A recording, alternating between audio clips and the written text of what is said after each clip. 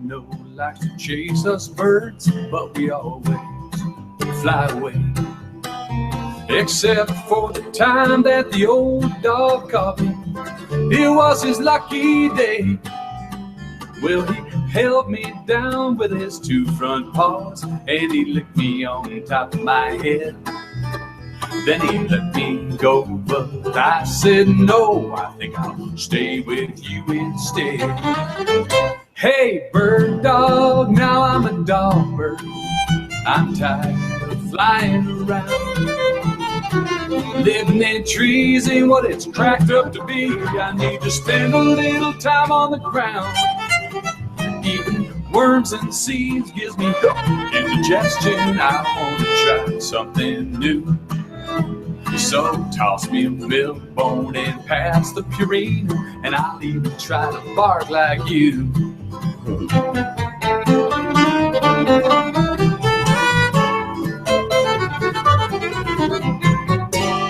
We romped and we played and we chased a squirrel up into the evergreen tree. And then the dog said, hey, bird, why don't you, fly there? Yeah, chase him back down to me. So I started flying up to spook that squirrel, but I knew that wouldn't be fair. So I flew back down and I said to the hound, the squirrel wasn't there. Hey, bird dog, now I'm a dog bird. I'm tired of flying around. Living in trees ain't what it's cracked up to be. I need to spend a little time on the ground. Eating worms and seeds gives me indigestion. I want to try something new. So toss me a milk bone and pass the purine, and I'll even try to bark like you.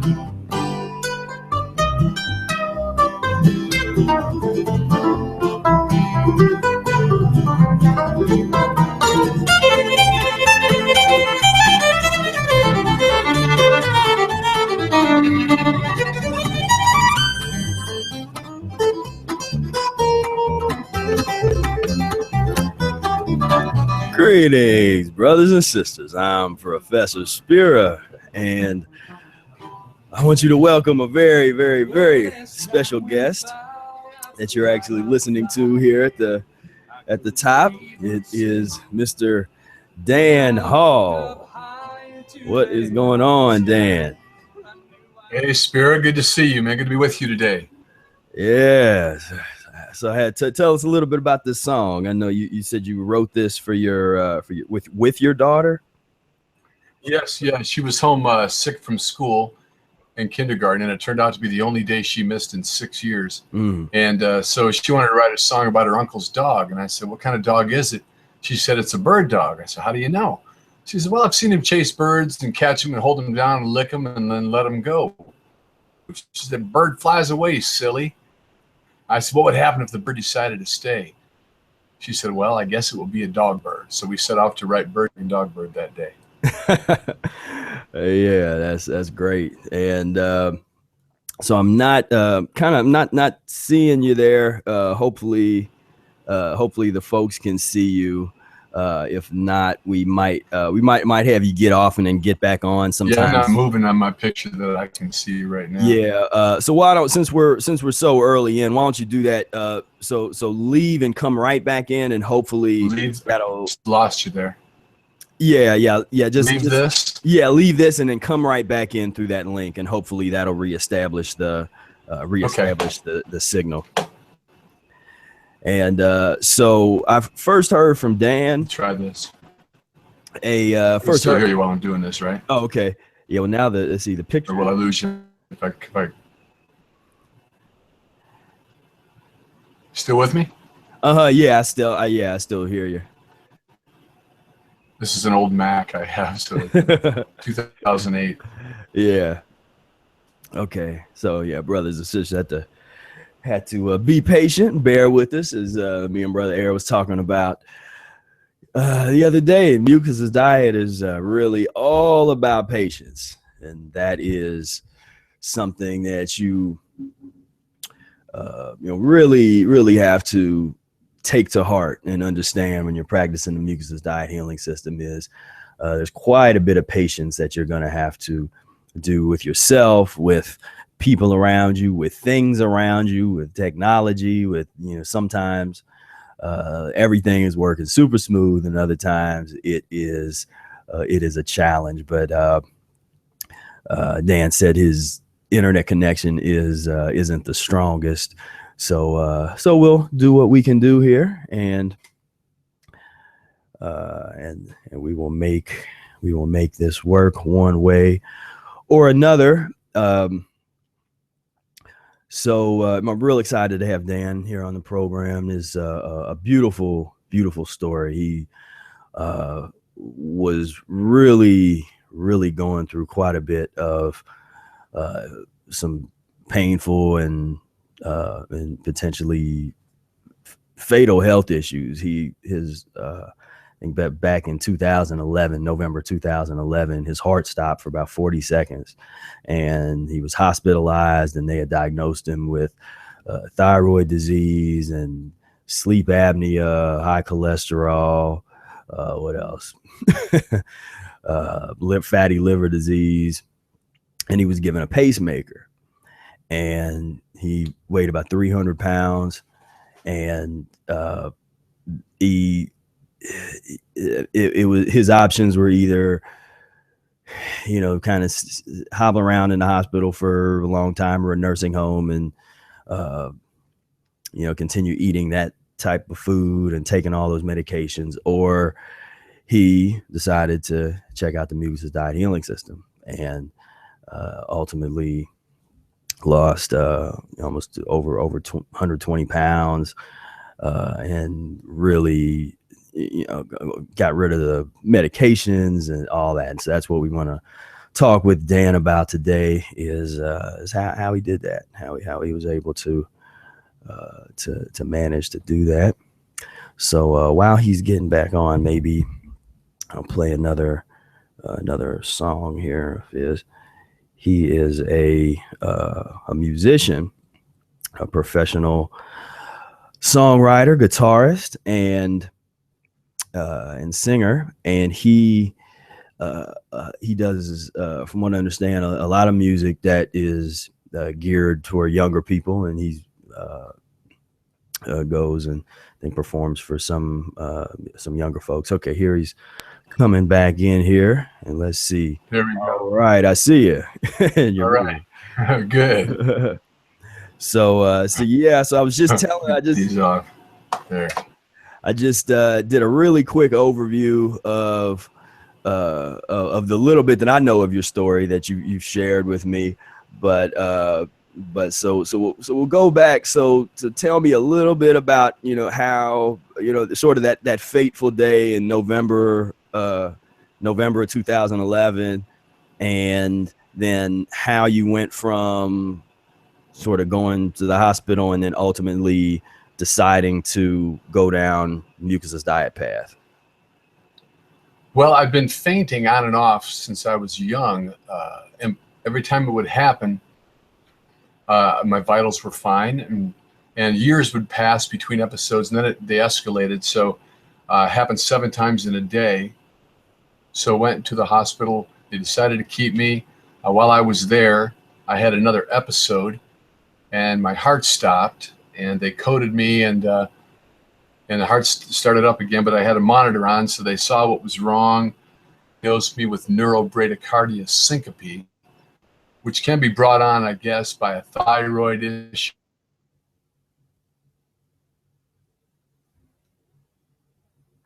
Your heart rate slows, mine would slow down and then stop, then pick up that. And so the pacemaker, they put in a pacemaker, that problem. I just hated having it.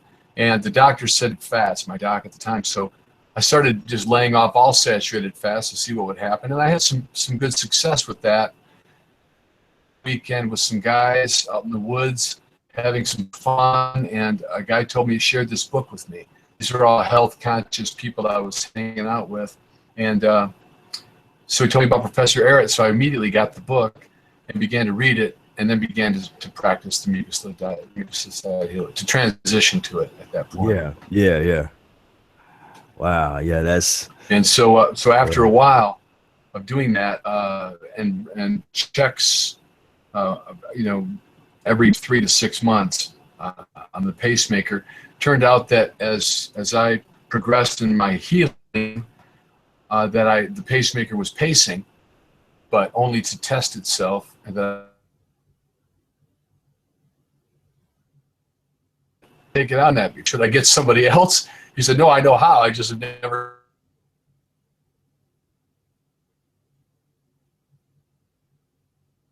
Didn't either. So fat Tuesday last year, and I've had no issues. I haven't taken an aspirin in over 3.5 years even. And I'm off all medications and enjoying life. Yeah, that is. Like I got a second shot. Definitely. No, I mean you look. One last little thing is I had my vitals done because I just recently was given health care through the VA. So I went ahead. I had to do a baseline physical. So it turned out I had the cholesterol of a 24-year-old, and I'm 58 right now, and the kidney function of an 18-year-old. He said you could probably cut yourself open and drink your blood, and it would be good for you. So I've had some fun with this, that's for sure. Yeah, no, I mean that is just beautiful, man. Because I mean, I'm not normally the one saying this to other people, because people say it to me, but I mean, you look like a totally different person. I lost you. Say that one more time for me, because I lost that. Oh yeah, I was saying I'm used to people telling me this. I rarely am able to tell it to somebody else, but I mean, you look like a totally different person. Just totally transformed. Yeah, I get it all the time. It's been fun. and I'll show the folks real quick one of the different before and after, so they can get a little glimpse. I like this little before and after here with the guitars. And oh yeah, wow, look at that dude. is remarkable. I don't know what I was thinking with that haircut on the right, but oh no, I kind of like it. I was like, that's kind of hip, I guess. It's kind of hip. I'm growing it out now, though. Yeah, I'm growing it. And so that's beautiful. So you said, now when you went and ultimately met with the doctor and they decided to have the pacemaker taken out, had you told them what you did? Did you tell any of your doctors you were practicing the Mucusless diet, or did you just kind of like, I'm not gonna bring that up? No, because I didn't want to hear what they had to say, because I lost trust in their information regarding food. Yeah. So I didn't. But when it came right down to him asking me what I did, what happened, then I told him. And I did tell the doctor at the VA what I've done, and he immediately wanted the title and the author. He wants. Yeah. Okay. That's interesting. And so what was the timeline? So you went through the heart issue in November of 2011. About when was it when you went on that camping trip and got a hold of the Mucusless diet? It was probably the following July. Following July, and I'd lost some weight, just eating better and all of that, and then it was after that little weekend when I ordered the book that I just started reading it, and it literally, gave me confidence to know that the feelings I get when I'm fasting are what they are. They're not hunger. It's something else. And so I started, and everything made really sense.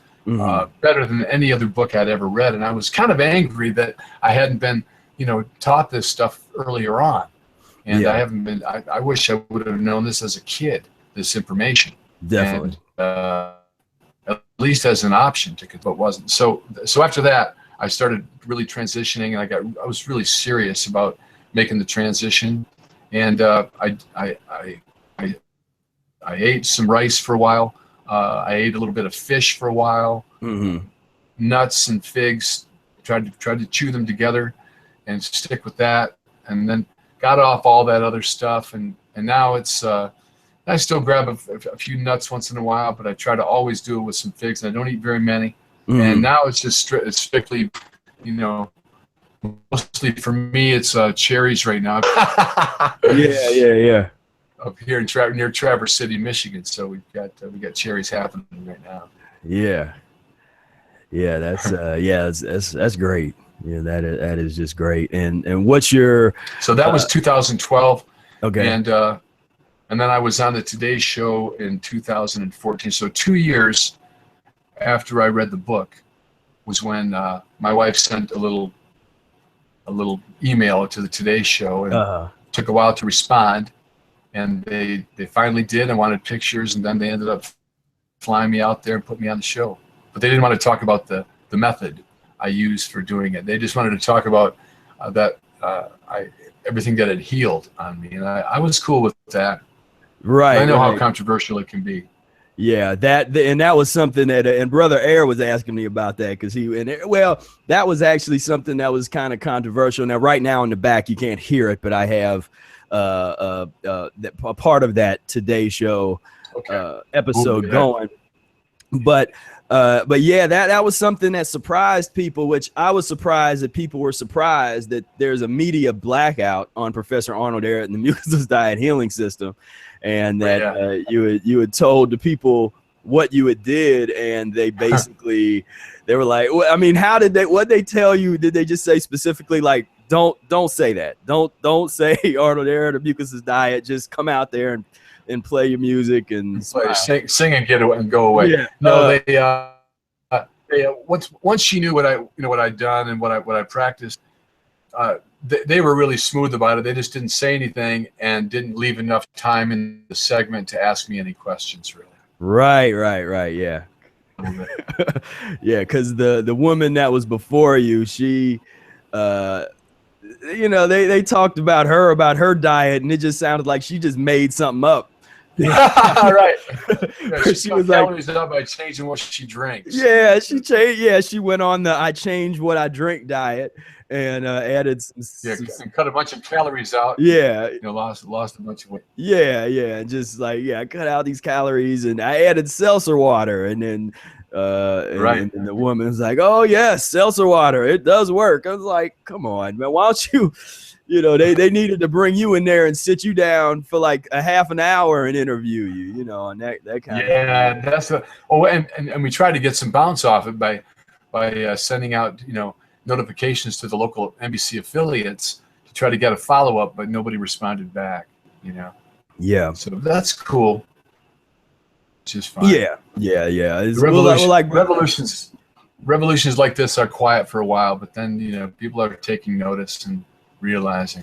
Exactly. Yeah, exactly. Yeah, that was Brother Ehret was saying we're about 2 years out, maybe about 2 more years, and we'll be getting calls from Ellen and and that whole that mainstream thing. Right. They'll be ready. And right. And so it's been good, and I'm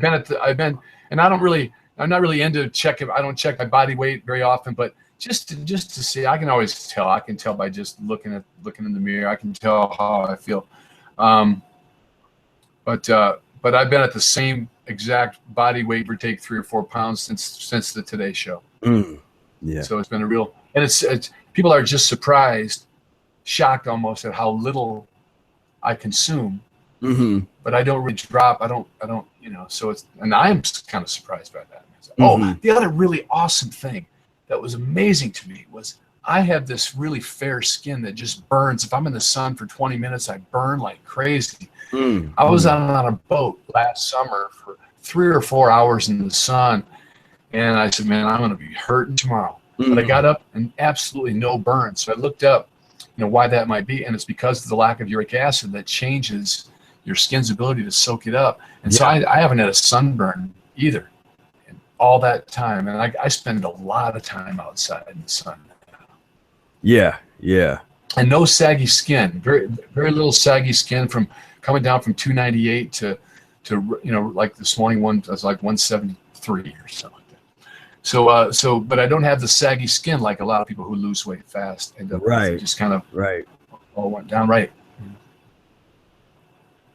Yeah. Beautiful. Yeah. This is great.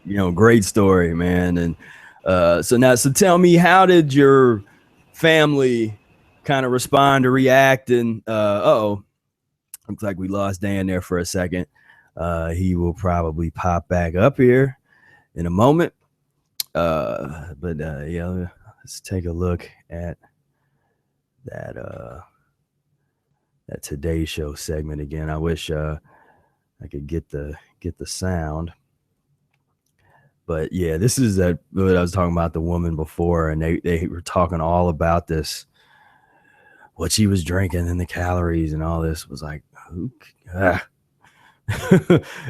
then Dan comes on, and his actually legitimately cured illnesses backed up by doctors, and I don't want to talk to them. And okay, you're back now. And I think I'm back. Okay, yeah. So I was asking, so how did your family respond as far as the diet? Did they just sort of welcome you with open arms, like this was remarkable, or did any of them also get into the diet, or did how is that dynamic? My sisters, I have 3 sisters. They're so addicted, that I think they'd like to do it. They can't believe that I am the way I am. Yeah. They're so proud of me, though. I've gotten lots of support from them, and they know when I'm coming over, my sister always has stuff that she knows if I'm eating, that's what I'll dig, and she's cool with that. And so I appreciate that. It's been a challenge, with friends, who I used to go out to dinner a lot with, or could go over, for feasts of stuff, and so they've been it's been a gradual acceptance of this is how Dan eats now. He's a picky, goofy eater. I'm all right with that. And I find I can eat with everybody. I'll just order 3 sides of broccoli or something, Yeah. And that'll be my dinner with them. Yeah. I can find stuff always. Yeah. And that's good. And it's, and I like people hearing, because sometimes, me and brother Ehret, we just stopped eating at restaurants totally. But I'd much rather do that, but sometimes I'm stuck. Right. You got the family situation, and that's what I try to tell people. It's like, just because we do something that's sort of that is kind of a little bit more hardcore, you don't have to do that, and so it is possible to, if you got the discipline, where you can go to restaurants and just, it's harder for some than others, because it was hard for me just because it was just like a crack house for me. and even in the diet, it's just, nobody could eat more meat than me. I mean, nobody. Yeah. I could out eat all people. I would stop at a Kentucky Fried Chicken in an hour and a half from home and get a 10-piece thing and have it gone before I got to home. It was sick. But so now here's my mantra. This is my song to myself. The happiness I feel from this outweighs the pleasure I used to get from eating that stuff. Indeed. So it's really gotten easier and easier just not to go there for me. Yeah, that's a good. That's a quote. I'm gonna make a make a little meme with your quote on there. I like that. And it might be somewhere in the back of the book. I might have stolen it from Ehret, but right. It might be in there. Now, so how long were you, say around almost 300 pounds? How much of your life did you spend overweight? Well, I would say I was between 250 and 300 pounds for probably 8 years. That's about right. I think I dropped down to the 220s on some fad diet for a minute, but then I shoved back up. So I don't count those yo-yo things, because none of that ever made any real difference for any length of time. And I still had to take cholesterol meds and all kinds of crap. So. Yeah. And so that's about 8 years, I'd say. And then there's a picture of me. Oh, did we lose Dan again here?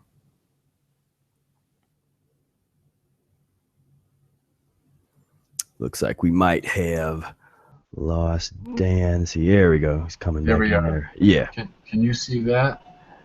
Yeah, a little bit. Yeah. When was that one?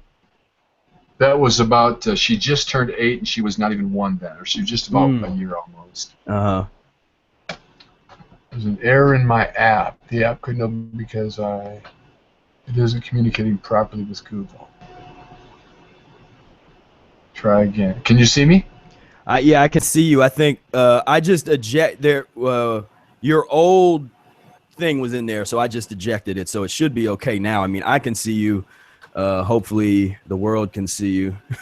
I see you now. Yeah. Okay. Yeah, okay. Cool.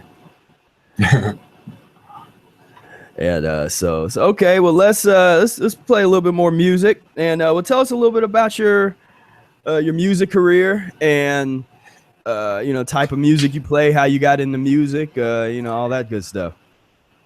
I got married young and had babies early, so I had to find a way to make music where I lived. So I wrote songs about the factory because I was born and raised in Flint, Michigan. I started with that. I wrote a song about the sit-down strike that happened in 1936-37, interested in history. I got involved in writing songs about shipwrecks on the Great Lakes. And I do shows with that now, and 2 CDs of songs about those stories.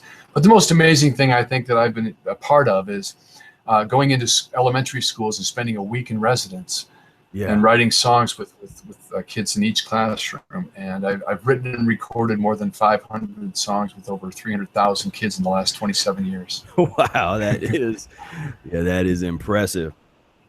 Way crazy. And so how many how often do you work sort of throughout the whole school year and tour to different schools? Or that residency doesn't happen only about 3 or 4 times a year, possibly. But I do after school writing through other organizations with other writers, and then we do a big program, and that just finished at the end of June. I did another smaller after school thing in a town nearby, and that finished around the same time. And that keeps me, plus I'm a music director at a Catholic church right now. I've got about 3 or 4 more years.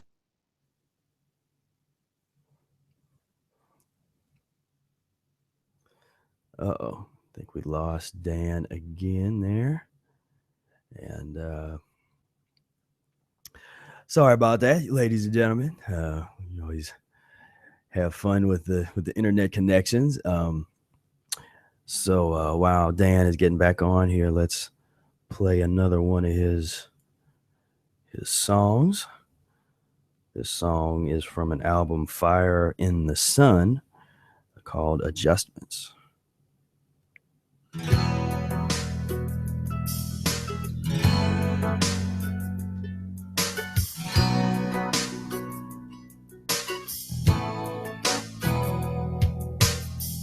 Eddie owns a grocery store, small but it's complete.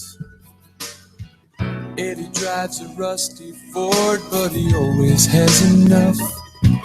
And he don't care what people say when they talk about him. Eddie's got dues to pay, so he makes adjustments. And he gets by. He gets by. He gets by. He gets by. Carrie Ann is 35. She never married. She knows the reasons why, and she keeps them buried. Carrie Ann has a little boy. She cares about him. Carrie Ann is unemployed, but she makes adjustments. And she gets by. She gets by. She gets by. She gets by.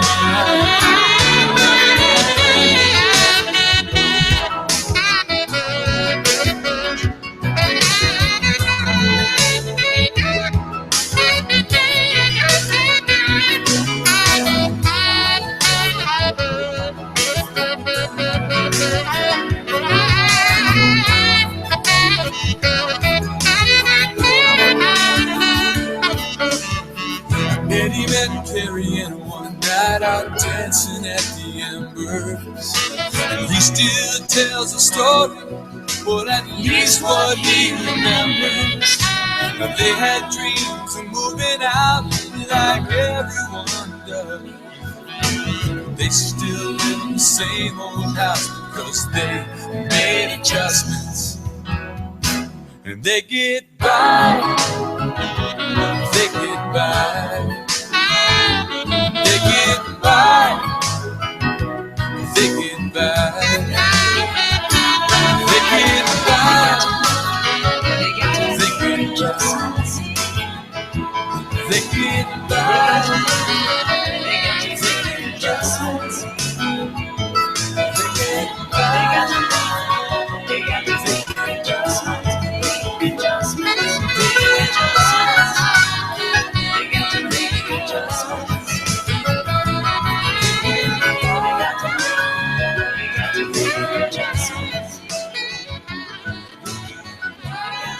Listening to Dan Hall, and you can check out his website at danhall.com. That's www.danhall.com, and check out all his music and his performances and pictures and contact information and all that good stuff. And we're still trying to get connected back again with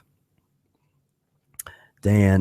So you just sent me a message saying I won't let him join in. Let me send a fresh link.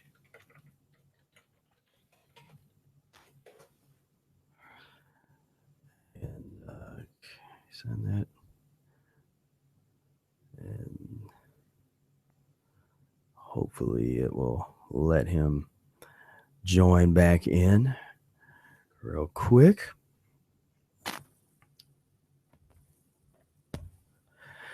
So it's really, it's great to have this, opportunity to really witness the power of Professor Arnold Ehret's Mucusless Diet Healing System. The system works if you work it, and everybody's situation is so different, and so there's no one size fits all transition. We have principles that we can talk about, Mucusless diet principles such as simplicity. We have different mechanics that we can talk about, such as always eating the fruit portion of a meal before a vegetable portion, or having a fruit meal in the afternoon and a salad in the evening, or sometimes flipping that around and having a salad in the afternoon and fruit meal in the evening, or other numerous variations.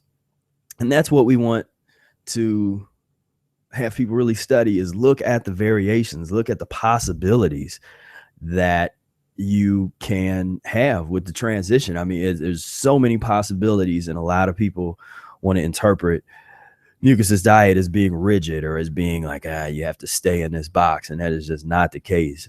You can eat with just as much variety, if not more variety, on a Mucusless diet than you can in the meat and the dairy world. I mean, going from McDonald's to Burger King is an illusion of variety. It's the same stuff. It's the same pus and mucus that's making those things up. You don't go to McDonald's and they have acorn squash, and then you go over to Burger King and they have some other type of squash, or they have some kind of special mango or pineapple flown in from some random place. But with the Mucusless diet, you have that variety. You're able to get into that variety. I wonder why it's saying he's not allowed to join the call. Okay.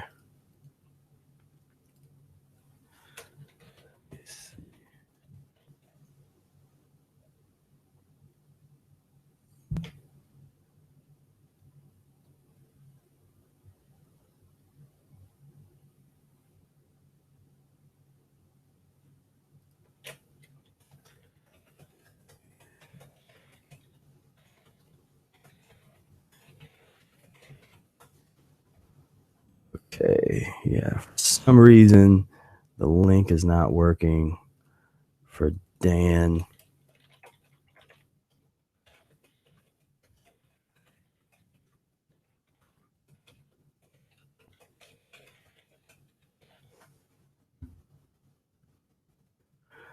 And so, yeah, Google sometimes this thing is a trip. Let's see. Sorry, ladies and gentlemen, for the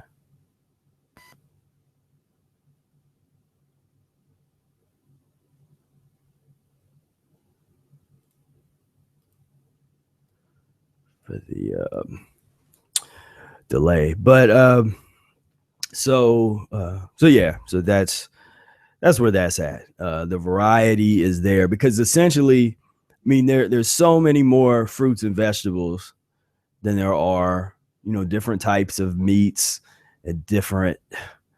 It's like, people look at meat like that. There's some variety in there, but I mean, to me, meat is meat. You have a couple different kinds here and there, but at the end of the day, there's the illusion of variety because of seasonings. And so maybe you do a jerk chicken seasoning, or you do an Italian seasoning, or a barbecue tasting, or taste like some other part of the world. It's like seasonings, but it's the same pus-forming foods. It's the same dead animal flesh. Breads and things. There's a variety of different types of bread, but it's still essentially the same thing. With fruits and vegetables, there's so many different variations and kinds of things, but you wouldn't necessarily realize how much diversity there is until you allow yourself. I mean, to me, that's the fun. I'm not seeing enough people having that fun, and that's why I give a shout out to Bo Yi and say something she's trying to bring to the Mucusless diet is sort of this fun. Me and Brother Ehret was talking about that today. And we want you to have fun. I want you to have fun because I have fun. And it's fun going in the produce section and just let me what have I never tried before? And is there a fruit in here or a vegetable or something? And don't have to be real obsessed with, I don't know, is this on the mucus-free list? Man, just try. That's what this is about. The explore and exploration. Just try it, and you should know if it's mucus-forming or not. Basically, when you eat something, you can tell.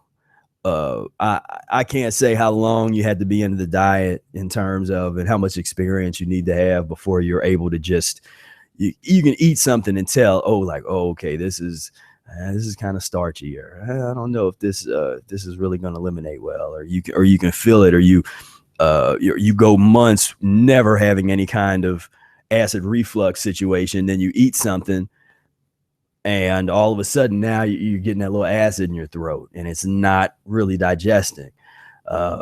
That's self-evident. You don't have to hear me say this, you can eat this, or you don't have to look on the list or anything. Once I'm trying to direct you inward to really look at your body, and you can tell if something is digesting well or not. And some mucus-forming foods at different points of your transition will, they will work, and other times they won't. Let's see. Dan is writing to me at the moment. Let's see. Let's maybe listen to another one of Dan's songs here. So this is It's Quiet Where They Sleep on the album It's Quiet Where They Sleep, McSorley and the Lady of the Storm. So this is Dan Hall.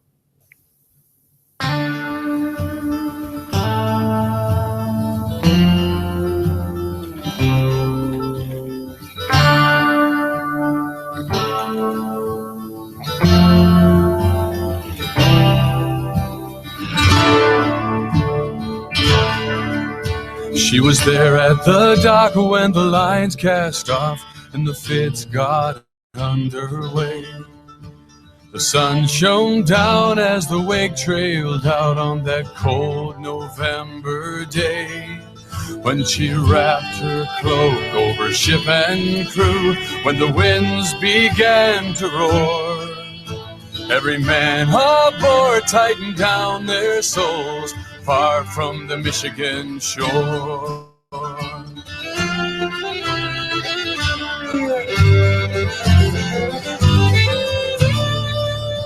Mick sorely true telephoned the crew when the storm was setting in. Better hold on tight through this day and night of straight line killer winds.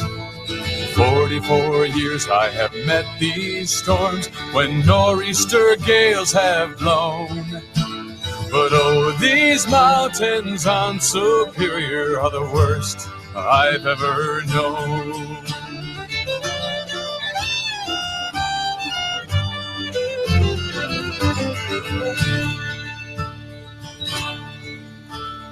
Who hears a prayer when the wind strikes down and the seas boil into foam?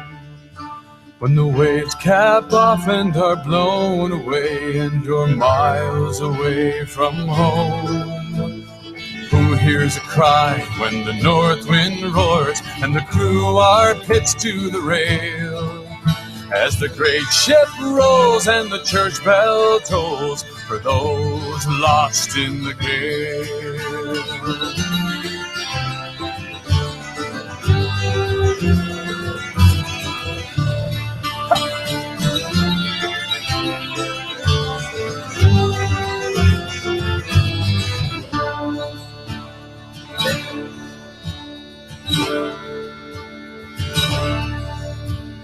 When he first saw her, we'll never know, on the deck awash or the bridge.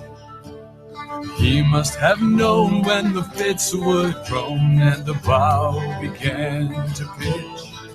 When she came for the crew and Mick sorely too, as the fits rose up no more.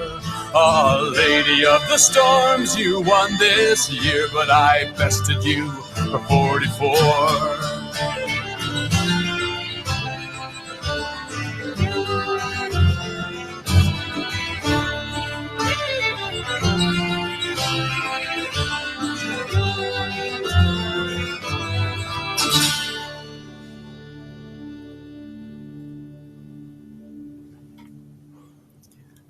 All right, that was Dan Hall at danhall.com.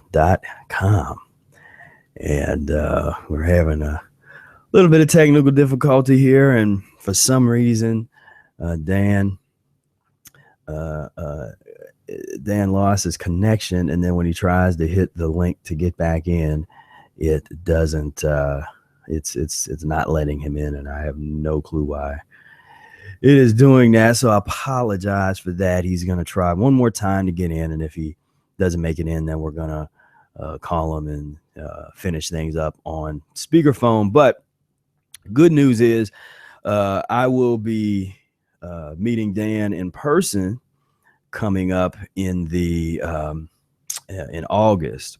So we are going to get together and hang out, play some music, just shoot a little video and stuff. So we'll be able to, get an uninterrupted video feed of him telling a story and things like that, and elaborating a little bit further. So maybe we will go ahead and let's see if this will.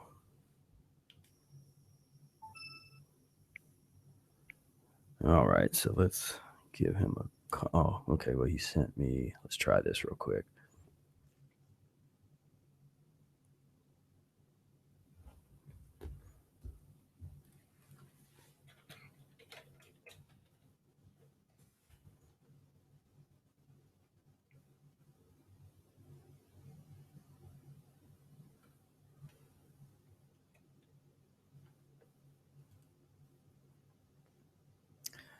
So what I'm doing now is I was checking to see if I could find Dan's account and invite him directly.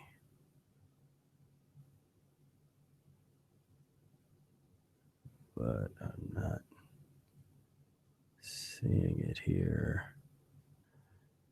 So let's try.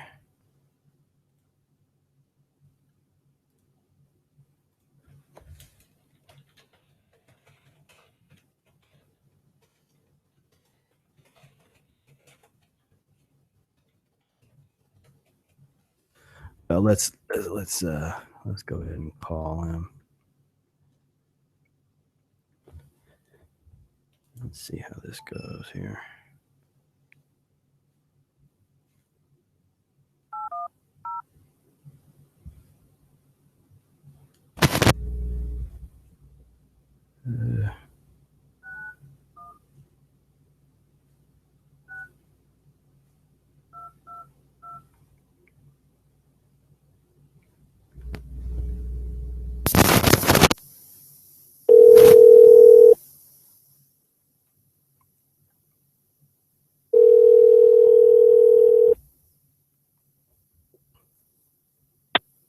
Hello.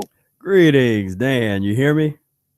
I can. Let me go where I can hear you well. All right. This is probably outdoors up here. I live in a rural area in northern Michigan. So. Okay. There we go.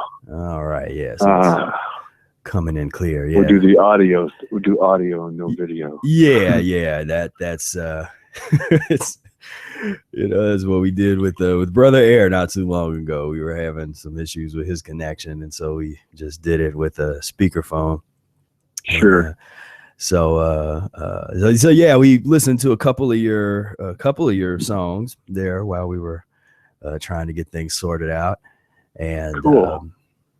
I told folks to visit your website, danhall.com, to nice. See if they want to check out some of your music and when you're playing and all that good stuff. And so you have anything coming up, any concerts, or I know you said you were going to be recording real soon.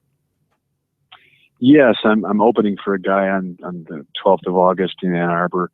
We've got a big show up in northern Michigan called Storm, which is a show of stories about some shipwrecks, and the guy I work with is a videographer and a diver, and he used to be a news reporter, so he's got this great archival footage and dive footage of a lot of these shipwrecks, including the Fitzgerald. He was able to go down to the bottom of Lake Superior and see the Edmund Fitzgerald. And so all these stories have accompanying songs. So when myself and my band are performing a song, then he'll roll footage during that. So it's like a lecture with a band. Yeah. That's hip. Kind of. So that's coming up on November 19th of this year. And I've got little gigs, local gigs, and then recording session in Austin coming up August 2nd. And I'm going to do that. Then I'm heading to Nashville to do some more of that with my little project I'm working with, a singer and a violin player. The same violin player that you heard on Bird Dog and Dog Bird. Yeah. Who was that? That was nice. That's his name is Andy Varner. Okay. And he plays with a couple of country artists now that had hits at one time, Daryl Singletary and Sammy Kershaw. And he's from Michigan, the fiddle player, and so he had the time to come with us and go down to Austin from Nashville. So it's been fun working back with him, and then a young singer named Kristen Lee from Florida. She's from Michigan as well, lives there now in Florida, and I recorded with her some of the same songs in Nashville 14 years ago under way different circumstances. So now we're kind of starting fresh together, and we don't have anybody breathing down anymore, so we're going to take it a little more seriously. Yeah, that's that'll be happening in the future. So still I have some outdoor gigs this summer. Harvest Gathering is a big gig here. There are 4 stages with like 100 different acts in mid-Michigan, central Michigan. That's coming up the 3rd weekend in September. We're looking forward to that. Yeah. Okay. Yeah. So that's now with the recording sessions. Will you, put together a CD and then put it out there, or is it for something else? Or Right. In Austin, we did 5 songs when we went down there in May and got them started. And one of the songs is like a Christmas song called "Homegrown Christmas." And so I'm gonna get that done first, and that's just a me project, a Dan Hall project. And then the other 4 sides, I'm gonna take the tracks that we can finish in Austin with a dobro player and some other musicians, some percussionists, and then take those to Nashville at the end of August. And then the 3 of us will throw the tracks in, and we'll start to work on vocals and harmonies and just kind of become a band together. And so that's our plan. And then we're going to write some more and then start cutting some more tunes. Either while we're there, we'll start doing that, or we'll make a plan for next year to finish. And then we'll get a record, and then we'll start touring. The band's going to be called Flapjack Charlie. So watch for it. Okay. Yeah, that's great. Yeah, I was enjoying. I wasn't too keen about the flapjack part, but it sounds cool when you say it. So what the heck? Right now, Will, is the music geared more for the young demographic, or is it a little different? No, this one's more of an adult kind of demographic, and it'll be like kind of a not country, but it'll be more of a soul fused with some Texas kind of swing treatments on some of the arrangements that we're doing, and featuring Andy on the fiddle because he's so great, and then that kind of in that genre. She used to be a real hardcore kind of country singer, but since going to Florida and working with some other musicians, she's evolved into this real thick, soulful singer. Man, she's so strong, and so it's gonna be a fun thing. We're all old friends, so it should be a blast. That is. And I have way more energy now, so I can keep up with them now. Right. Yeah. How has the changes sort of helped your music or transformed your artistry? Oh, it's just insane how much better I can sing. I just don't have any limits now. It seems like I just got this amazing ability to be clear and hold my breath, and so I can go a long time. Sometimes I forget to breathe. I just keep singing. Yeah, it's been great. It's been unbelievable. I wish I could take my feelings and transplant them inside somebody, so they could just know. And all of my loved ones, I just want to see them, change and fix the way they eat. It's just saddening to me sometimes. Yeah. So that's been hard watching other people. That must have been, it's still hard after all this time for you. I know you're supposed to ask me the questions, but it is, and that's part of why I do what I do, where I'm trying to promote the diet, because it can be a thankless it could be a thankless job trying to promote the Mucusless Diet Healing System, but I know that it can help a lot of people, and I grew up watching people real close to me suffer and pass away earlier than they needed to. Yep. And absolutely, my mother died at 50. I'm a year older than my mother was when she died. Yeah. And I was, my mom went through all kinds of really, really bad health problems and died when I was in 6th grade. And my grandma, who had actually really raised me in my early kind of formative years, she died when I was in my fourth grade. But with my mom, she was in and out of the hospital all the time. There was one thing my aunt told me one year, she had went into the hospital over 130 times that year. Where they looked at the ambulance, like she would call the ambulance at that much. I mean, it's just it's unbelievable. Wow. And so my childhood sort of revolved around it was kind of turbulent. My mom, her personality was a little kind of different, and so so it was rough. But I spent a lot of time at hospitals, nursing homes, and as a young person, and I saw what that's all about. You know, I saw that entire hospital thing and the nursing home thing, and I got to know some of the elderly people that were in some of these nursing homes, and I was I'd be like this little friend to them, and then I would show up one day and they would have passed away. And so it was like just that level of mortality was just so just in my face, and at the same time I'm getting heavier and heavier, and you know, don't have a lot of control over my health. And so when the Mucusless diet came along for me, I was like, yeah, this is what do I got to lose? You know, some weight. Let me just really go in, because it was just so different than anything else I tried, because I looked into other diet things and pills and all that, you know, diet pills and all that kind of stuff, and nothing worked. I used to, I worked out a lot because I was a varsity football player, so I worked out 3 hours a day, and it's just a lot. Oh yeah, you were cranking it. Yeah, but I didn't I didn't lose weight because of working out. You know, I didn't really lose weight until I changed my diet with the Mucusless diet, and started eating a lot more fruits and vegetables, and just you know, did some enemas. And now what's your position on the enema situation? Is that something that you explored? That's part of your that's the next phase that I want to talk. What I think I need for that is a practical system in my living space, you know, so that I can do them. I've done with it since the time I started.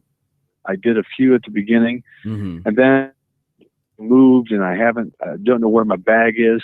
And so I was actually going to try to ask you when we had time, either on this during the show or another time, you know, for that information. I tried. I'm sure it's in your book, but I haven't gotten to that part where I find about the actual methods that you use, the actual equipment that you need, that you use to make it a process that you can do on a regular basis.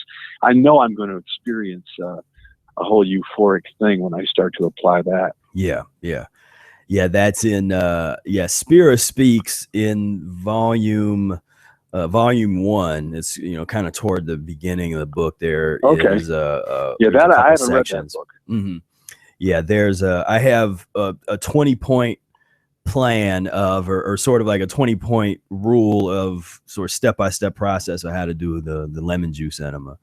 And great. That's what I did. I mean, I took 4 lemons and just strained as much of the stuff out. I wasn't too worried about getting all the lemon particles out. Yeah. What's the difference?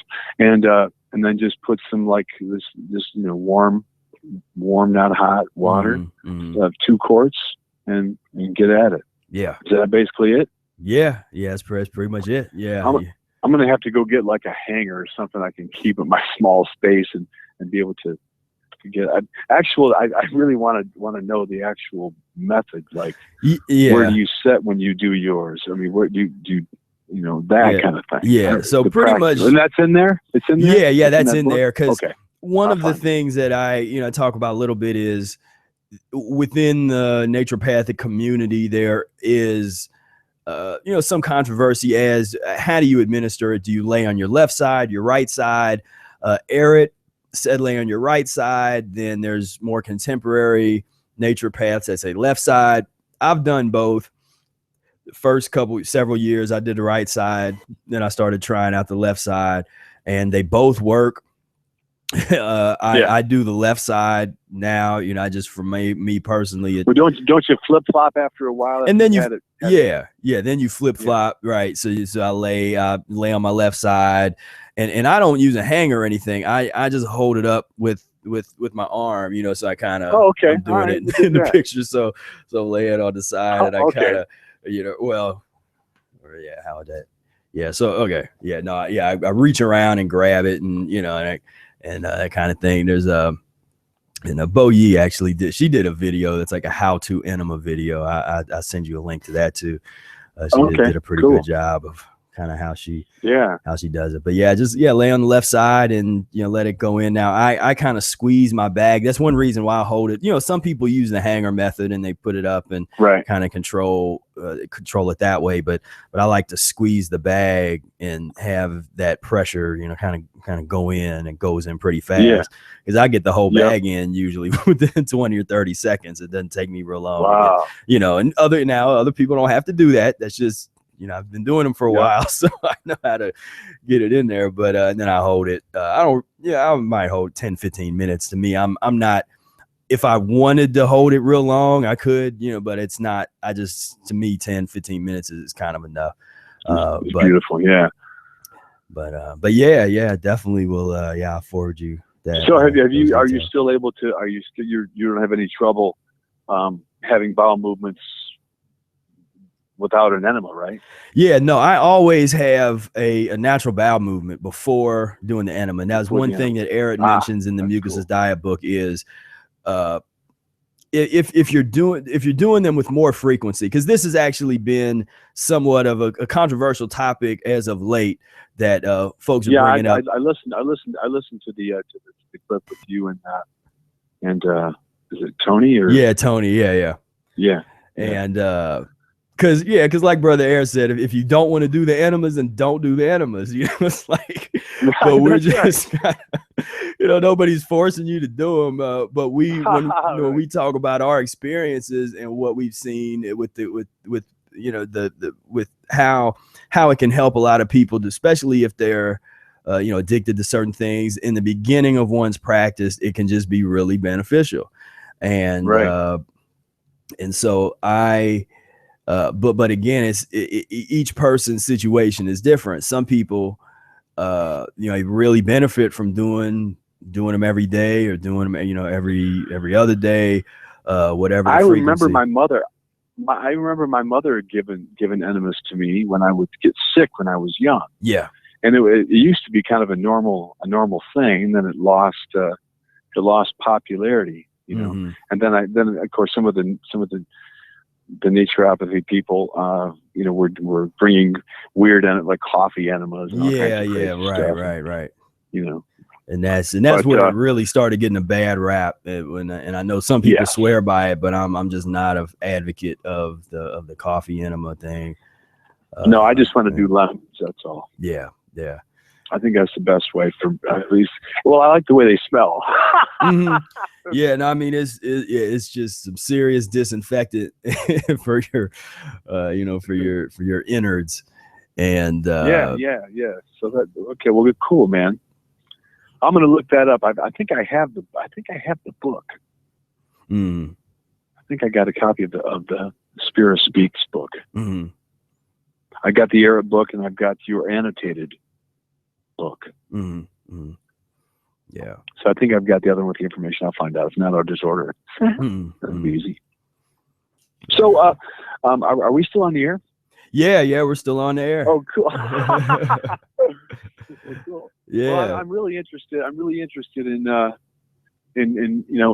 meeting some of the mucus-free community face to face, and finding out what needs to be done to continue to spread the word about this, and I'll throw my hat in the ring to do whatever you need. Yeah, definitely. Try to help spread the word, because it's meant so much to me, that I just can't I have a hard time expressing it in words sometimes, how better I feel. It's just insane. Yeah, man. It's not just looking better. I mean, I just don't, it's all true. Everything in the book is true. That it's all happened to me, as far as little things like I just don't require anywhere near the sleep I used to have to, thought I had to get. So that's been great. I'm up at 4:35 o'clock every day. Mm-hmm. And so I don't know what else I can say about it. I just want to keep rocking with it. I want to find out more. I want to heal more things. I've got some few skin issues. I want to try to see if they've improved, but still a constant lifelong thing. Yeah, definitely. Yeah. I'm looking forward to having another conversation with you when we're in our hundreds. Yeah. Most right. Exactly. And I was telling the folks that when we were off, I'm looking forward to we'll get together when you're coming through after your Nashville dates. Yeah, we can, and then we can film some uninterrupted video. That'd be great. And hang out, play some music, and yeah, definitely. Yeah, that'd be really cool. I'd love to play with it. It'd be fun. You're right. And well, hey, this has been wonderful. Really, thank you for coming on and sharing your remarkable story. It means a lot to me, and I know it means a lot to other people to really see the power of this system. The power of Arnold Ehret's Mucusless Diet Healing System, and what it can do. When it's really applied in a progressive manner, it is just so powerful. And so I really appreciate having you on. Well, I appreciate you guys doing this work that you do to spread the word and to keep a community of people around and that feeling of support. I kind of was starting to wonder, man, I need to meet some other people that are doing this. So this is really good to hook up. Yeah, most definitely. So, all right. Well, I will be definitely be in contact with you, and I look forward to seeing you in person next month. Thanks, and keep rocking, everybody, and good luck with your path and your journey. Thanks for having me on, Spira. Appreciate it very much. All right. Thank you, Dan. All right. Talk to you soon. Take care. Bye-bye. Bye. All right. So that was Dan Hall, and he is a professional singer-songwriter, guitarist, musician, and he just had such a remarkable story.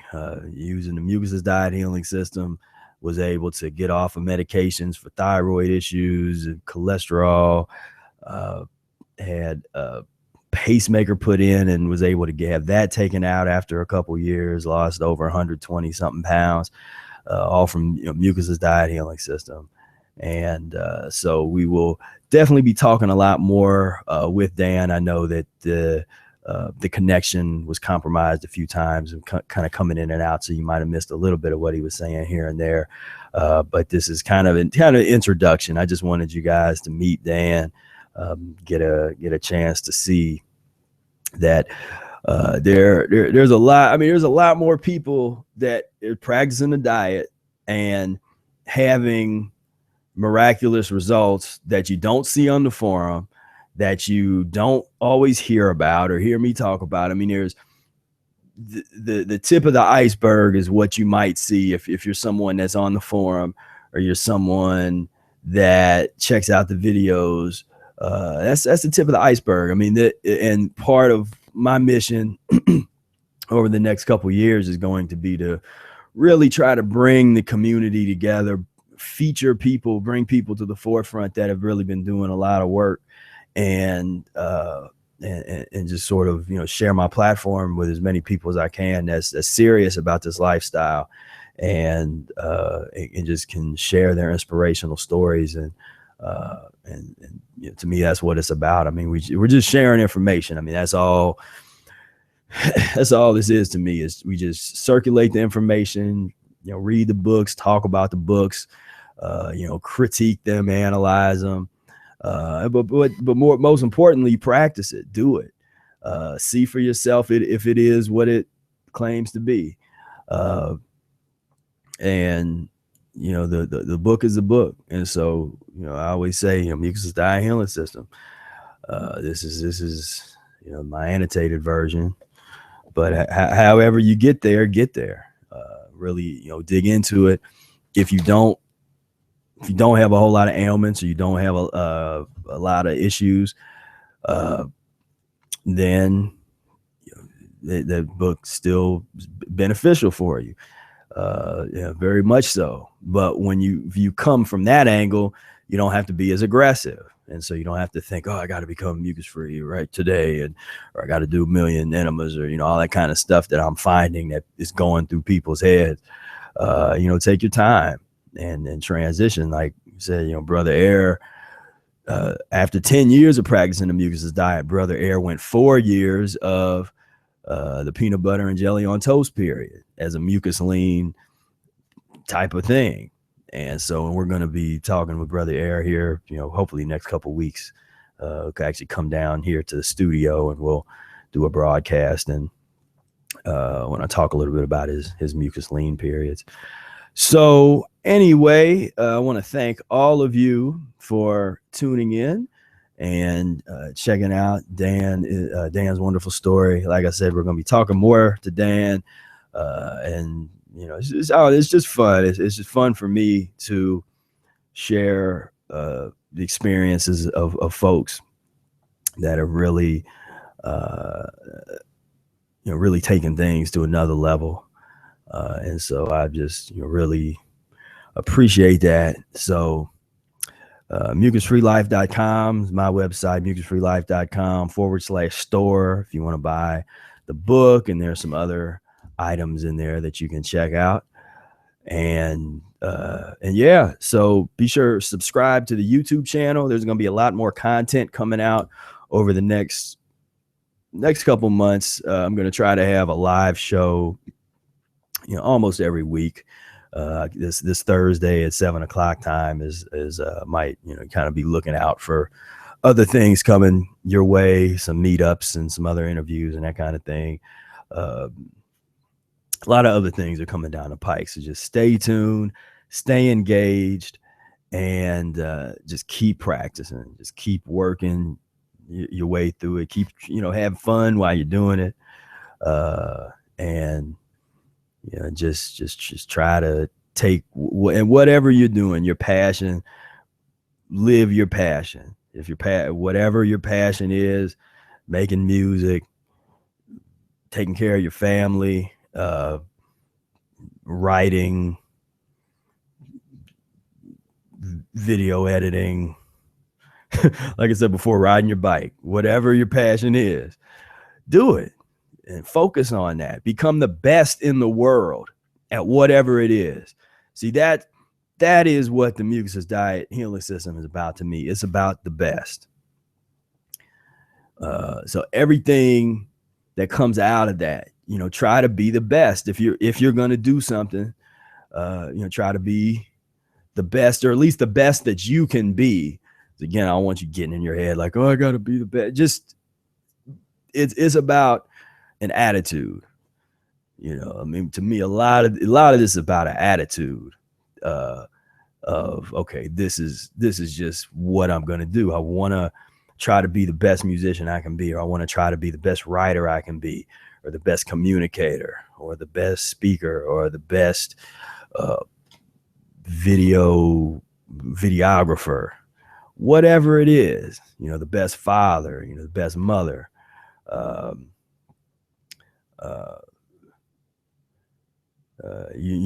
best cleaner, whatever it is that you do, just strive for excellence. And that to me is really what the lifestyle is about. Strive for excellence in everything you do. Try to help people when you can, and just dedicate yourself to your passions, because that a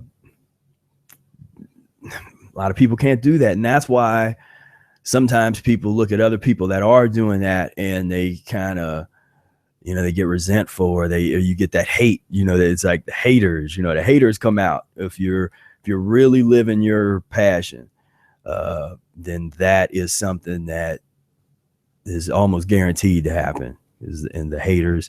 And when you practice in the Mucusless diet, sometimes the haters seem to have just a little bit more hate for it.